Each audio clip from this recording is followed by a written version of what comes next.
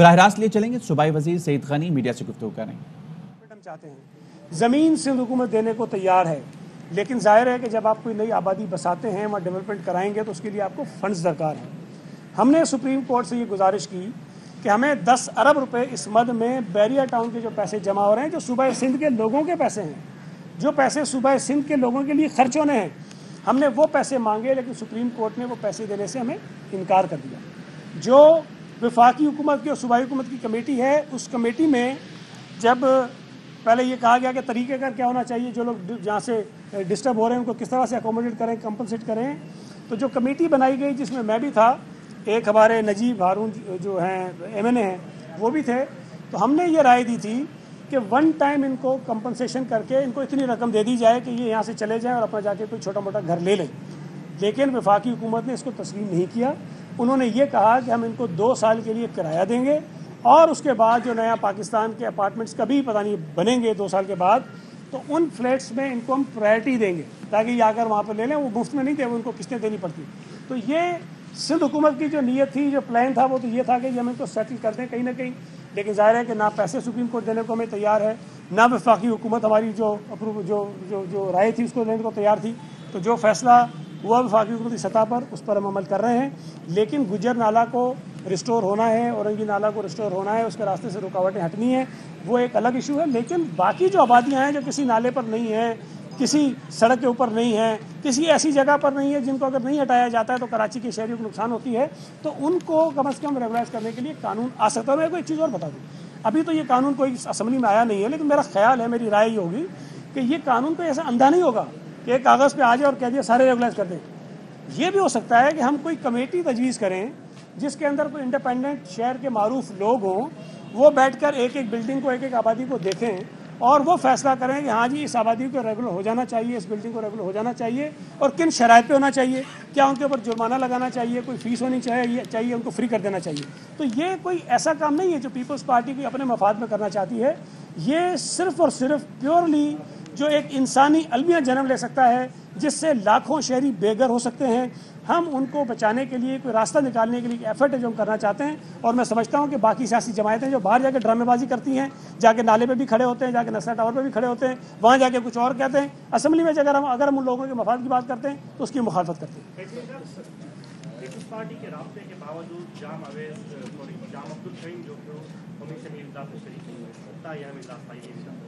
تو ان کو خدشات ہے کہ پیپلز پارٹی ان کے ساتھ انصاف نہیں کرتی، اور دوسرا یہ کہ جام اویس کو اسمبلی میں کیوں نہیں آتا ہے؟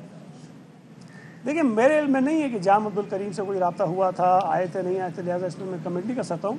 اب وہ یہ اگر محسوس کر رہے ہیں کہ ان کے ساتھ پیپلز پارٹی انصاف نہیں کر رہی ہے تو بھائی کیس عدالت میں ہے، ایک بندے کا قتل ہوا ہے تو ان کو اپنے آپ کو عدالت میں ہی بے گناہ ثابت کرنا ہے۔ جام اویس مجھے نہیں پتہ اس وقت، تو وہ شاید کل جوڈیشل کسٹڈی ان کی ہوئی ہے، اب میرے علم میں نہیں ہے۔ وہ تو اس وقت ہوتا ہے کہ ممبر آنا بھی چاہے، اسپیکر بلانا بھی چاہے تب آتا ہے، زبردستی تو کسی کو لا نہیں سکتی۔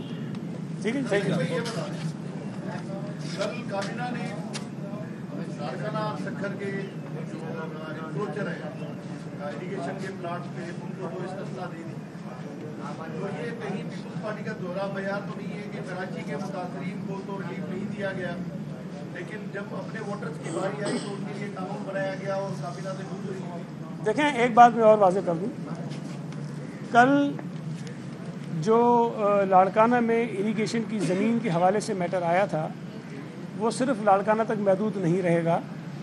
صوبہ سندھ میں جہاں جہاں پر بھی ایسی سرکاری زمین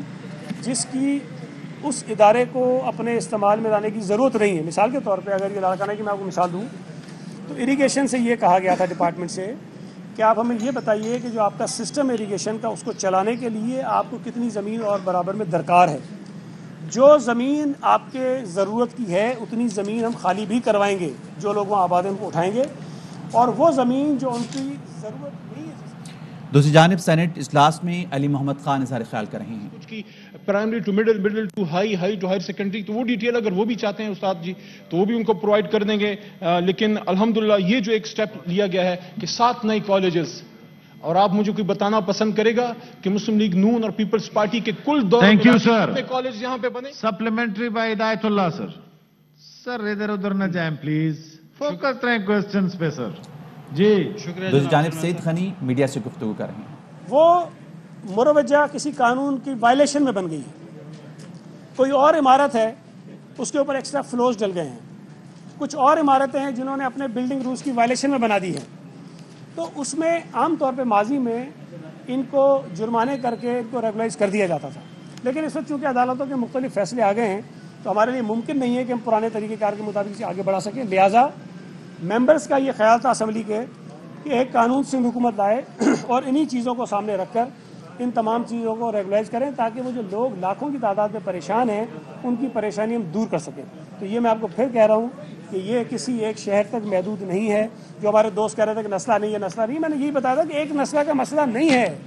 یہاں بے شمار ہزاروں نسلہ ٹاور ہیں پورے شہر میں جن کو آپ نے دیکھنا ہے. Thank you G.